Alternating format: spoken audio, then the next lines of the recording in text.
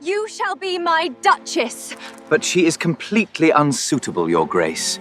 He cannot be serious. 7 days.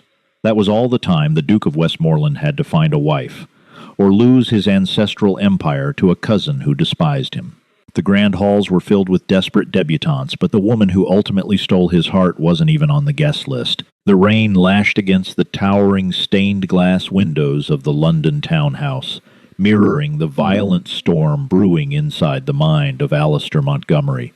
At 29, Alistair, the Duke of Westmoreland, was a man who possessed everything the modern aristocracy coveted: staggering wealth, a face carved from cold marble, and a title that commanded the respect of the entire House of Lords. He was also a man who had sworn off love entirely after a catastrophic betrayal in his youth.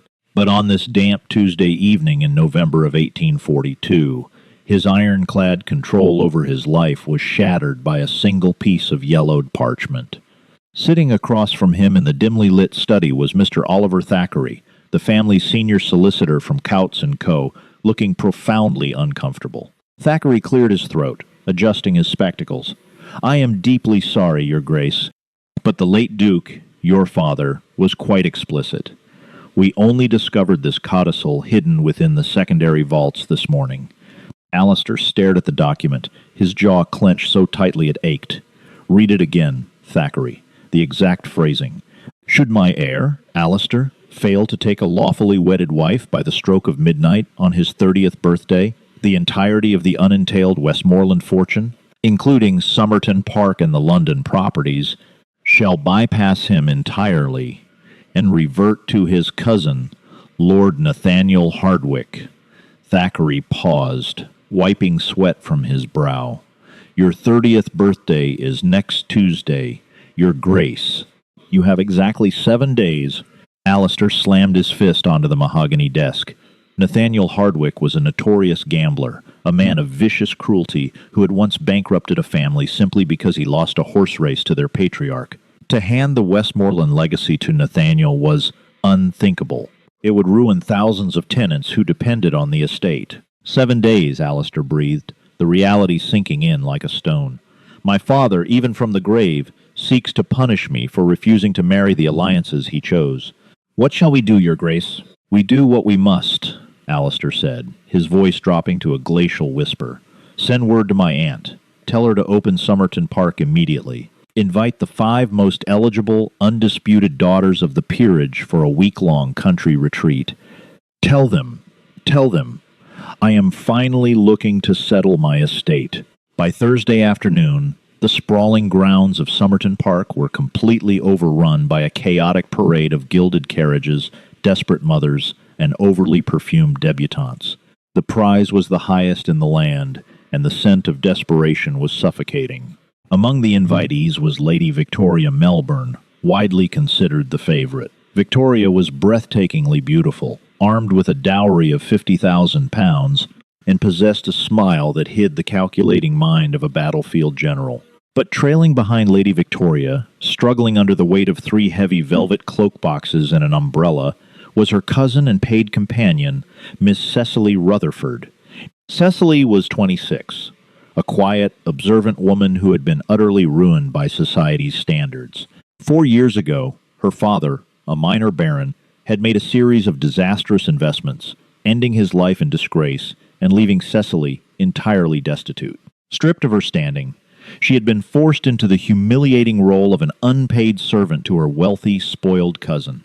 Cecily had long ago traded her romantic illusions for survival. She wore a simple, unadorned gray woolen dress, her dark hair pulled back in a severe, practical knot, rendering her practically invisible among the glittering peacocks of the drawing room. And invisible was exactly how she preferred to be. That first evening, a lavish banquet was held in the grand dining hall. Alistair sat at the head of the long table nursing a glass of claret, feeling more like a piece of meat at an auction than a duke. Lady Victoria sat to his immediate right, touching his arm far too often, laughing loudly at every mild observation he made. The other 4 women, Lady Sarah, Miss Penelope, Miss Catherine, and Lady Louisa, vied ruthlessly for his attention, subtly insulting each other over the turtle soup. Cecily sat at the very far end of the table, near the drafty doors used by the footman. She ate in silence, her sharp eyes missing nothing. She noticed how the Duke's knuckles turned white around his wineglass whenever Lady Victoria leaned in. She noticed the slight, cynical tightening of his eyes when Lady Sarah feigned an interest in his agricultural reforms. He is miserable, Cecily thought, taking a sip of her water. He is a trapped animal, and these women are merely deciding who gets to wear the fur. After dinner, unable to stomach the cloying atmosphere of the drawing room any longer, Alistair slipped away. He needed air. He needed silence. He strode down the dimly lit corridor toward the massive two-story library, a sanctuary strictly off-limits to guests. He pushed open the heavy oak doors, expecting the comforting smell of old paper and leather.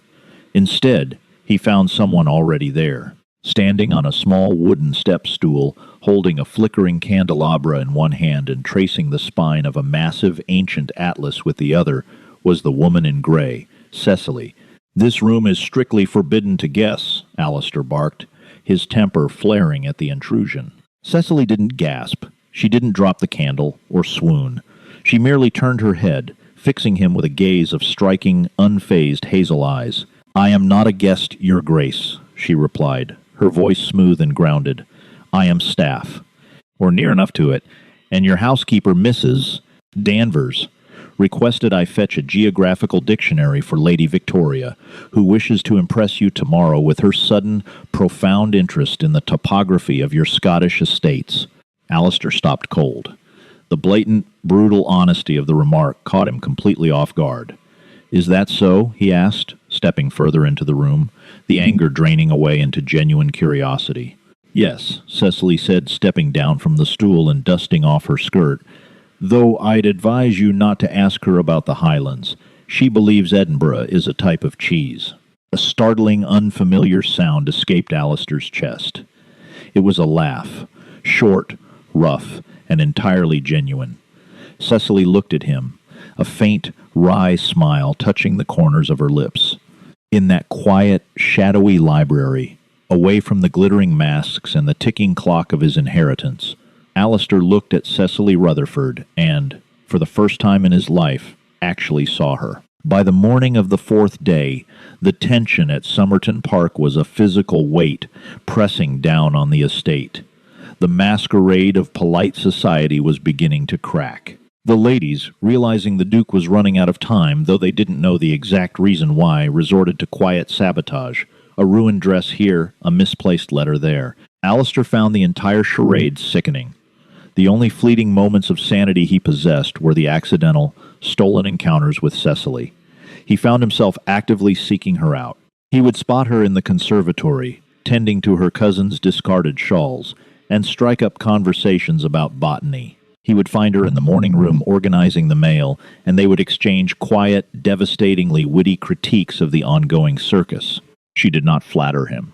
She did not lower her eyes when he spoke. Cecily Rutherford looked at the Duke of Westmoreland as a man, not a title, and Alistair found it completely intoxicating. On Saturday afternoon, an archery tournament was arranged on the great lawn. The crisp autumn air was filled with the sounds of polite applause and false giggles. Lady Victoria, dressed in a stunning riding habit of deep emerald green, took her position. She drew the bow with exaggerated delicacy, deliberately missing the target by 3 feet to appear fragile and in need of the Duke's expert instruction. "Oh, I am simply too weak for this dreadful weapon, Your Grace," Victoria sighed, looking up at him through her eyelashes. "Perhaps you could show me?" Alistair gritted his teeth, obliging out of sheer politeness, wrapping his hands over hers to guide the bow. From the edge of the lawn, Cecily watched, her face an unreadable mask. She turned away, intending to retreat to the kitchens, when a cold, arrogant voice stopped her. "Well, well, if it isn't the disgraced Rutherford girl, still fetching water for your betters, I see." Cecily froze. She turned to see Lord Nathaniel Hardwicke leaning against a marble statue. He was a sharp-featured man with pale eyes that held a permanent, cruel amusement. He had arrived uninvited that morning, much to Alistair's undisguised fury. Nathaniel knew about the codicil. He was here to watch the clock run out, to revel in his cousin's misery. Lord Hardwick, Cecily said, her voice ice-cold, I am surprised to see you here. I was unaware rats ventured this far from the London sewers. Nathaniel's smile vanished. He stepped into her personal space, looming over her. Mind your tongue, little orphan. In a few days, I will be the master of this estate. And when I am, I will ensure you and your insufferable cousin are thrown out into the mud where you belong. He leaned closer, his voice dropping. Unless, of course, you wish to make yourself useful to me. I would rather drink poison, Cecily hissed, stepping back. Is there a problem here, Hardwick? The voice cracked across the lawn like a whip. Alistair was striding toward them, his eyes blazing with a protective fury he didn't quite understand. He stepped smoothly between Cecily and his cousin, his broad shoulders shielding her completely. Nathaniel held up his hands in mock surrender. No problem at all, dear cousin, just catching up with an old acquaintance. Miss Rutherford and I share a colorful history in London society. Before her father blew his brains out over his debts, of course. Cecily flinched as if struck. The color drained from her face. Alistair's hand shot out, grabbing Nathaniel by the lapels of his expensive coat, lifting him practically onto his toes. If you ever speak to her in such a manner again, Alistair snarled, every syllable dripping with lethal intent, I will not wait for a duel. I will break your neck with my bare hands. Now, get off my lawn. Nathaniel scoffed, wrenching himself free and straightening his coat. Tick-tock, Alistair. 3 days left. He offered a mocking bow and sauntered away. Alistair turned to Cecily, his chest heaving. Are you all right? She was shaking, staring at the ground. The carefully constructed armor she wore every day fractured by the cruel reminder of her trauma. I must go, she whispered, turning to flee. Cecily, wait! Alistair reached out, catching her wrist. The touch sent a shockwave through them both. She looked up at him, her eyes bright with unshed tears, and for a terrifying second, Alistair wanted nothing more than to pull her into his arms, to kiss away the pain, to forget the estate, the legacy, the ticking clock. But a throat cleared behind them. It was Lady Victoria, her eyes narrowed into venomous slits. Cecily, I have been looking for you everywhere. My hem is torn. Come fix it immediately. Cecily instantly pulled her hand from Alistair's grasp, the mask slamming back into place. Yes, Victoria, she murmured, lowering her head and hurrying away.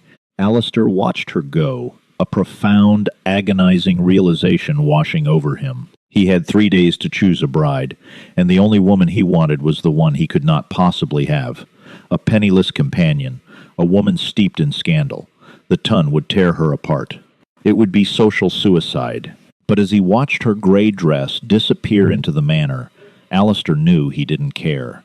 Day 5 arrived with a suffocating urgency.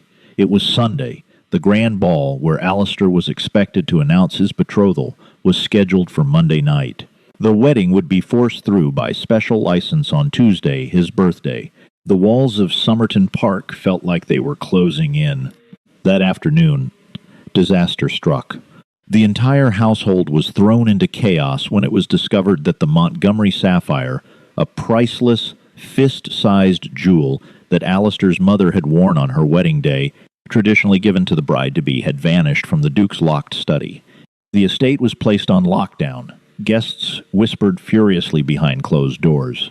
Alistair summoned the local magistrate, but before a formal search could begin, Lady Victoria burst into the main drawing room, her face a mask of theatrical horror, holding a small velvet pouch. I found it, Victoria cried, waving the pouch for all to see. I was looking for my misplaced pearl earrings, and I found it. Alistair stood, his expression dark. Where, Lady Victoria? Victoria turned slowly, pointing a perfectly manicured finger directly at Cecily, who was standing quietly by the fireplace, hidden beneath the mattress in my cousin's chambers. Oh, Cecily, how could you? I know you have been destitute since your father's disgraceful ruin, but to steal from our host? The room erupted into gasps. Cecily stood frozen, the blood rushing in her ears. She looked at the sapphire in Victoria's hand, then at the smug, triumphant gleam in her cousin's eye. Victoria had noticed Alistair's growing attachment to her companion. This was an assassination. a brutal, calculated move to eliminate a rival and secure her position as the injured, loyal savior of the family jewel. "I did not take it," Cecily said, her voice remarkably steady despite the terror gripping her heart. "I have never set foot inside His Grace's study." "The jewel was in your bed!" Victoria shrieked, playing to the crowd. "Your Grace! She is a thief! She must be handed over to the magistrate. She will hang for this, or be transported to the colonies." Alistair stared at Cecily. The silence in the room stretched until it was agonizing. Every eye watched the Duke, waiting for him to unleash his fury upon the disgraced girl. Nathaniel Hardwick watched from the corner, swirling his brandy, a devilish grin on his face. Alistair walked slowly across the room, stopping inches from Cecily. He looked down into her hazel eyes. He was searching for something. Fear, guilt, deception. But all he saw was a quiet, heartbreaking resignation. She expected him to condemn her. She had been abandoned by the world once before, and she fully expected him to do the same. "Get out," Alistair said quietly. The room gasped again. Victoria smiled triumphantly. "Yes. Throw her out into the—" "Not her!" Alistair roared, spinning to face the room, his voice shaking the crystal chandeliers. "All of you, get out of this room, now!" Within seconds, the drawing room emptied, leaving only Alistair and Cecily. The heavy oak doors clicked shut. "Why didn't you defend yourself?" Alistair demanded, pacing like a caged panther. "Why do you just stand there and let her ruin you?" "Because she has the power, and I have none." Cecily fired back, her own composure finally breaking. "I am a ruined woman, Your Grace. The word of a wealthy lady will always outweigh the word of a penniless companion. It doesn't matter what the truth is." "It matters to me," Alistair shouted, stopping in front of her. "Why?" Cecily cried, tears finally spilling over her lashes. "Why do you care? You have a duty to fulfill. You have 2 days to choose one of those vipers and save your precious estate. You should have let her hand me over to the magistrate. It would have made everything easier for you." "Do you think I care about the estate?" Alistair grabbed her shoulders, pulling her flush against him. "Do you think I care about the money, the title, or any of it when you are in danger? I know you didn't steal that sapphire, Cecily. I know exactly who did." Cecily looked up at him, stunned. You believe me?"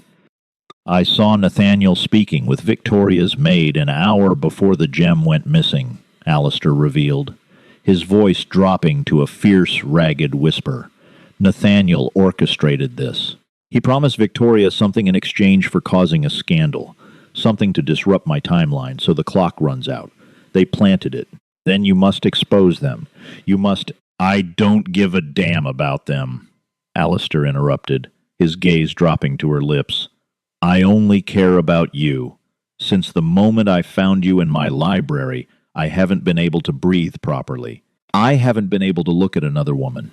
I am supposed to choose a bride, Cecily, but my heart made its choice days ago." Cecily's breath hitched. "Alistair, no, you cannot. The Tun will destroy you. My father's scandal." "To hell with the Tun," he murmured fiercely, his hands sliding from her shoulders to frame her face. "To hell with my father's legacy, and the estate, and the titles. Let Nathaniel have it all. I would rather be a penniless commoner with you than a duke with anyone else." And then he kissed her. It was not a polite, restrained kiss of the aristocracy. It was desperate, bruising, and filled with the suppressed longing of two broken people who had finally found home in each other.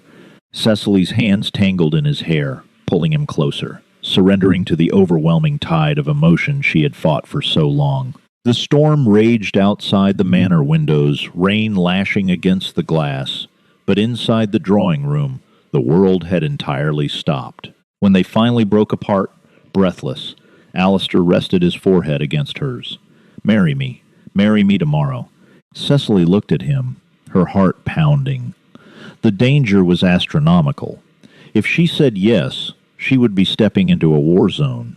Nathaniel would not stop. Victoria would seek vengeance. The entire high society of London would turn their backs on the Duke of Westmoreland. But looking into Alistair's eyes, Cecily realized she was done hiding. She was done being the victim of her circumstances. Yes, she whispered fiercely. I will marry you. But outside the heavy oak doors, in the darkened hallway, someone was listening. A shadow detached itself from the wall and slipped away into the night. The game was far from over, and Nathaniel Hardwick had one final, deadly card to play. The shadow that had detached itself from the hallway wall belonged to Lucy, Lady Victoria's fiercely ambitious lady's maid. Armed with the explosive secret of the Duke's proposal to a destitute companion, she did not run to her mistress. She knew exactly who would pay the highest price for such information. She ran straight to the guest quarters of Lord Nathaniel Hardwick. Monday morning dawned, with an oppressive leaden sky that threatened a torrential downpour. Inside Somerton Park, an eerie quiet had settled over the grand halls. The guests were confined to the drawing rooms, murmuring wildly about the stolen sapphire and the Duke's terrifying outburst the previous night. Alistair wasted no time. Before the sun had fully crested the horizon, he had summoned Mr. Thackeray into his private study. I require a special marriage license by tomorrow evening, Thackeray, Alistair commanded, pacing before the roaring fire. Cost is no object. Send my fastest riders to London. The document must bear the signature of Archbishop William Howley. He was a dear friend of my late mother, and he knows my character. If anyone can expedite the ecclesiastical courts in a matter of hours, it is the Archbishop. Thackeray's eyes widened behind his spectacles, his quill pausing over his parchment. Your Grace, to secure a license of this magnitude so swiftly, and may I ask the name of the bride? Miss Cecily Rutherford, Alistair stated, his voice ringing with absolute certainty. The solicitor dropped his quill. Miss Rutherford? But Your Grace, the scandal, her father's debts, the lack of dowry, the accusations from last night, are entirely irrelevant, Alistair cut in, his tone brokering no argument. I am the Duke of Westmoreland. I will not have my life dictated by the gossiping hens of the Tun, nor by a malicious cousin. You have your orders, Thackeray. See them executed, or find employment elsewhere. As the express riders thundered out of the courtyard, Alistair felt a profound sense of peace settle over him. The ticking clock of his inheritance no longer felt like a death sentence. It felt like a countdown to his liberation. However, downstairs in the servants' corridors, a much darker plot was unfolding. Cecily was in the ironing room, carefully pressing the deep velvet of Victoria's evening gown, her mind entirely consumed by the memory of Alistair's kiss. The sheer impossibility of her situation was terrifying. She was going to be a duchess. The realization made her hands tremble. A sharp knock at the door startled her. It was a young footman, looking nervous, holding a sealed piece of parchment. A message for you, miss, from His Grace. He said it was highly urgent. Cecily wiped her hands on her apron and broke the wax seal. Cecily, meet me immediately at the old hunting lodge on the eastern edge of the estate. I have uncovered absolute proof of Nathaniel's theft of the sapphire, but I need you to witness it before I summon the magistrate. Tell no one, Alistair. She frowned. The handwriting was slightly hurried, the ink smudged. It made perfect sense that Alistair would want to secure the evidence against his cousin, but something in her gut twisted uneasily. Still, if Alistair needed her, she would not hesitate. Grabbing her heavy woolen cloak, Cecily slipped out the back entrance of the kitchens, braving the biting wind as she hurried toward the desolate eastern moors. The hunting lodge was a crumbling stone structure that hadn't been used in a decade, situated miles from the main house. As Cecily approached, the wind howling through the barren trees, she noticed the heavy wooden door was slightly ajar. "Alistair?" she called out, stepping into the gloom. The only answer was the sudden, violent slam of the heavy door behind her. Cecily spun around. Standing in the darkness, lit only by a single flickering oil lantern, were three burly men with rough, weathered faces. And stepping out from the shadows of a decaying stairwell, his pale eyes gleaming with malevolent triumph, was Nathaniel Hardwick. "Right on time," Nathaniel purred, adjusting his leather riding gloves. "I must say I am almost impressed by my cousin's taste. You clean up remarkably well for a beggar, Miss Rutherford." "Where is the Duke?" Cecily demanded, backing away, her heart hammering wildly against her ribs. "Oh, poor Alistair is currently tearing the manor apart looking for a certain sapphire," Nathaniel laughed dryly. He has no idea you are here, and he will not find you before the stroke of midnight tomorrow. By then, the deadline will have passed. Somerton Park will be mine, and my first act as its master will be to ship you off to a workhouse in the darkest corner of the north. He will find me, Cecily said, lifting her chin, refusing to let him see her terror. He sent riders to London. We are to be married. Nathaniel's smile vanished, replaced by a snarl of genuine rage. A minor inconvenience. A marriage requires a bride. Gag her and tie her to the chair. He snapped at the men. If she makes a sound, break her jaw. Back at the manor, the hours bled away. By mid-afternoon, Alistair's initial frustration at not finding Cecily had morphed into a cold, paralyzing dread. She had missed luncheon. She was not in the library, nor the conservatory. He cornered Mrs. Danvers, who reported that Cecily had vanished from the ironing room. Alistair's mind raced. He burst into Lady Victoria's chambers without knocking. Victoria shrieked, clutching a silk robe to her chest. "Your Grace! What is the meaning of this intrusion?" Alistair crossed the room in 3 massive strides, looming over her like an avenging angel. "Where is she? Where is Cecily? How should I know where my insolent maid has wandered off to?" Victoria sneered, recovering her haughty composure. "Perhaps she ran away out of shame." Alistair slammed his hand against the vanity mirror, the glass cracking down the center. Victoria flinched, genuinely terrified. "Do not play games with me, Victoria," Alistair said, his voice a low, vibrating growl. "I know Nathaniel planted the sapphire. I know you were complicit. If anything has happened to Cecily, I swear before God I will ruin you. I will ensure your name is a curse in every drawing room in England." Where is she? Under the crushing weight of his fury, Victoria's resolve shattered. "I don't know," she sobbed, shrinking back. "I swear it. But Lucy, my maid, she heard you propose. She went to Lord Hardwicke this morning. He left the estate 2 hours ago on horseback toward the eastern moors." Alistair didn't hear the rest. He was already out the door, shouting for his fastest horse to be saddled. The storm had finally broken, unleashing a torrential downpour upon the estate. As he rode out into the blinding rain, a sleek black carriage pulled into the muddy courtyard of Somerton Park.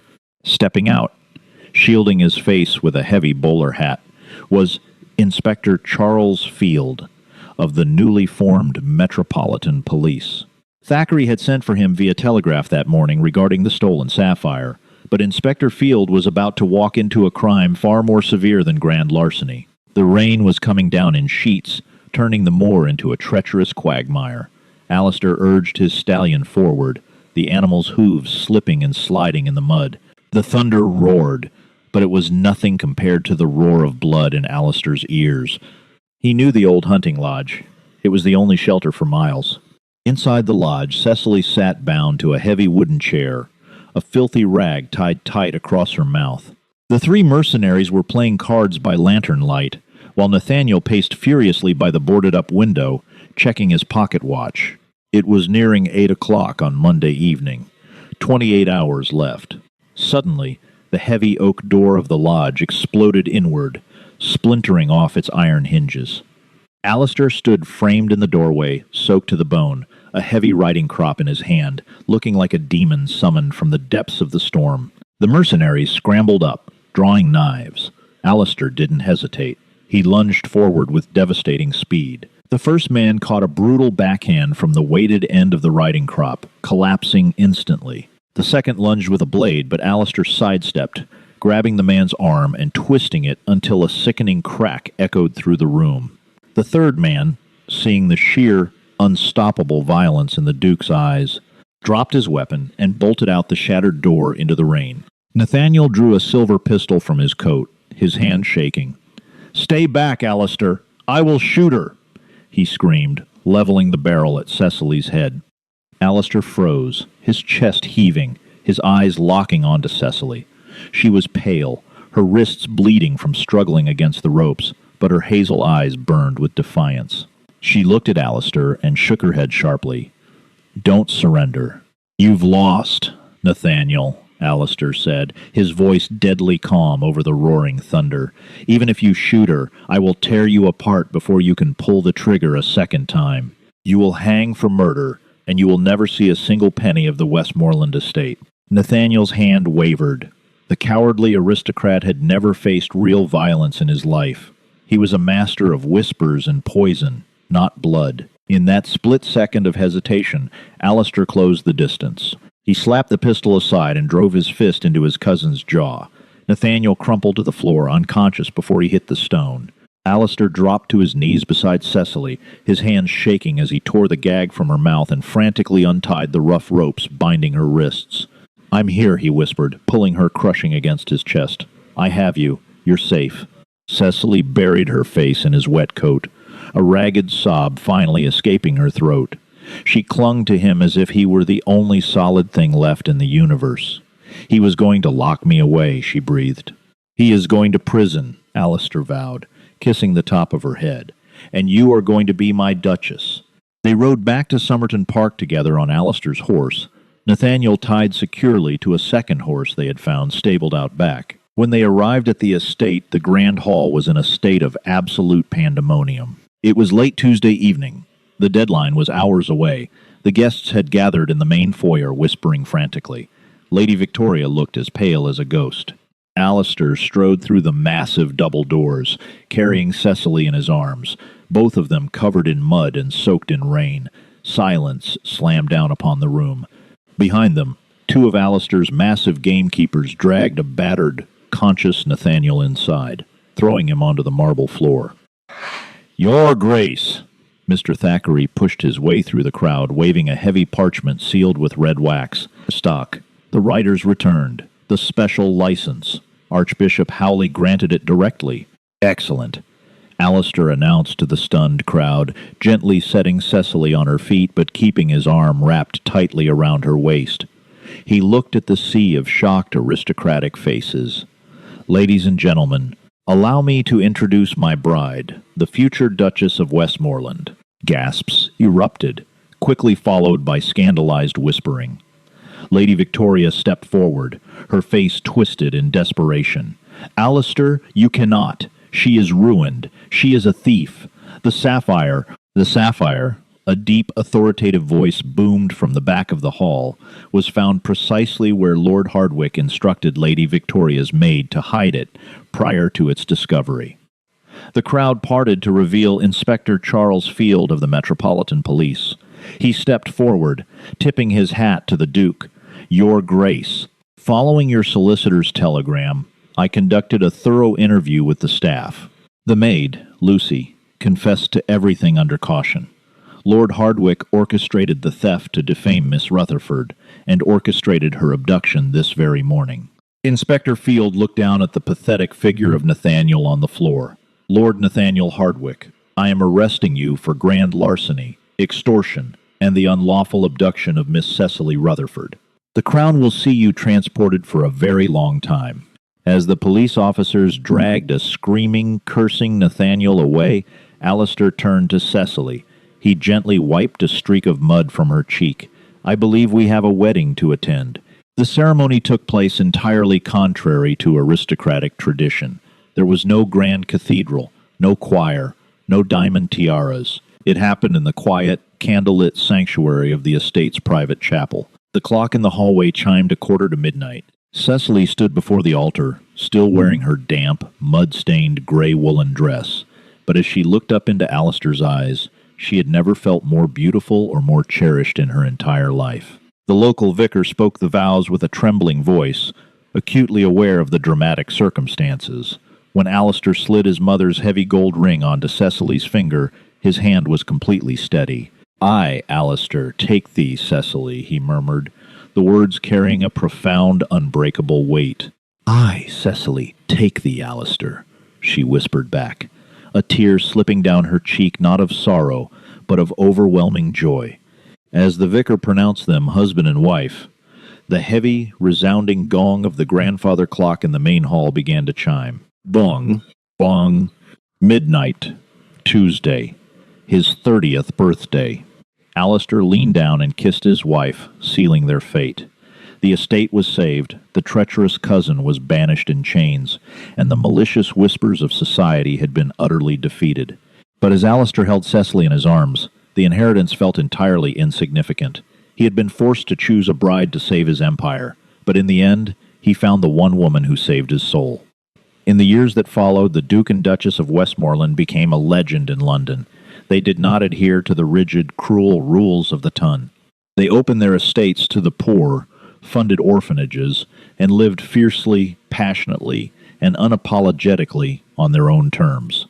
And Lady Victoria, she was quietly married off to an elderly baron in the far reaches of the Scottish Highlands, where she spent the rest of her days trying to figure out if Edinburgh was, indeed, a type of cheese. Did you expect that twist? If you're captivated by Alistair and Cecily's unexpected romance and loved seeing them outsmart their ruthless rivals in the final hours, make sure to hit that like button, share this video with your fellow romance lovers, and subscribe to the channel. Drop a comment below telling us what you would do if you had only 7 days to find true love. See you in the next story.